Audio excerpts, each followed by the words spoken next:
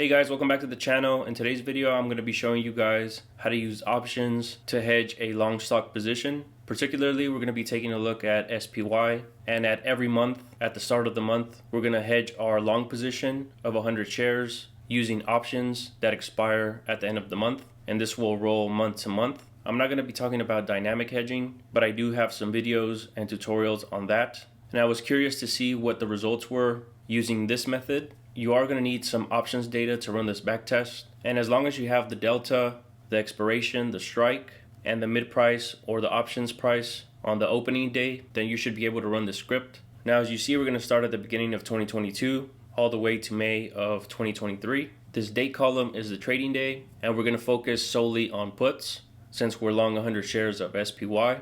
And given the delta of this put option, we're going to calculate the approximate number of contracts we should use to hedge. Since most of these have a delta of close to 50, for the most part, we're going to use 2 contracts. I'm also going to add the VIX level at the start of the month, and we're going to go ahead and incorporate that into this backtest as well. We have a total of 17 rows, 1 for each month, and I'm choosing the strike based on the distance of the stock close. We're going to use the option that has the minimum difference between these 2 columns. From here, I'm going to be calculating the P&Ls for the long stock and the long put option of these 2 contracts. And from here, we can go ahead and plot them.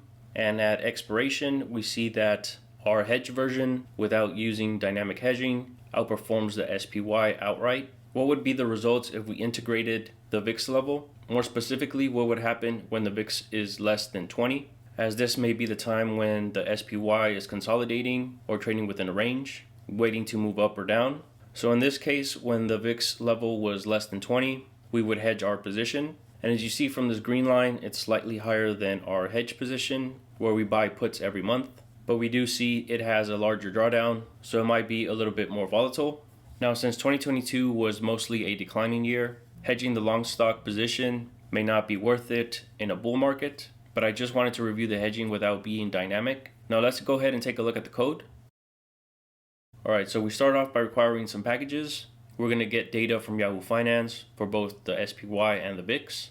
And then I calculate the trading days between late 2021 and today. So this will give me a vector of dates. And then I'm going to be using get end of month to extract the last trading day of each month. And if we add 1 day to this get end of month, we'll get our starting day for each of the months in our trading days. Now, since I did start in late 2021, I want to focus on 2022 till present. So I'm going to exclude the last trading day of 2021. Once we have our days for the start of the month and end of the month, I built this function to extract options data.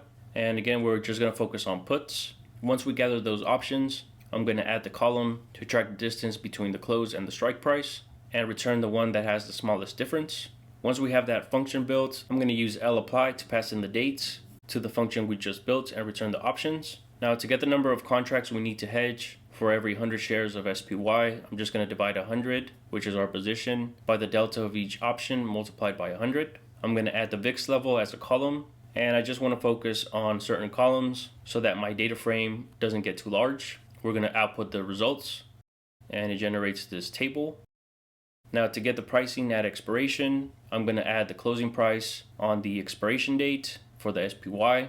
Next, I'm going to add the P&L for a long stock position by taking the difference between the closing price at expiration and the closing price at the start of the month and multiply that by 100 for 100 shares. Now, to calculate the put P&L at expiration, I'm going to check whether or not the strike is above our ending SPY close at expiration. If it is, I'm going to take the difference between the strike and the SPY close at expiration, which would be the amount that the option is in the money. I'm going to subtract the option cost or the mid price, and then I'm going to multiply that by the number of contracts and then by 100. Otherwise, if it does not meet this first condition, it means that the option expired worthless. So we're just going to take the number of contracts, multiply it by the mid price, and then multiply it by 100. Now, by adding these 2 columns, I get the hedged P&L. I'm also going to be adding the total cost for the trade, which would be the stock close times 100. I'm going to add the mid price of the option, multiply it by 100, and then multiply it again by the number of contracts.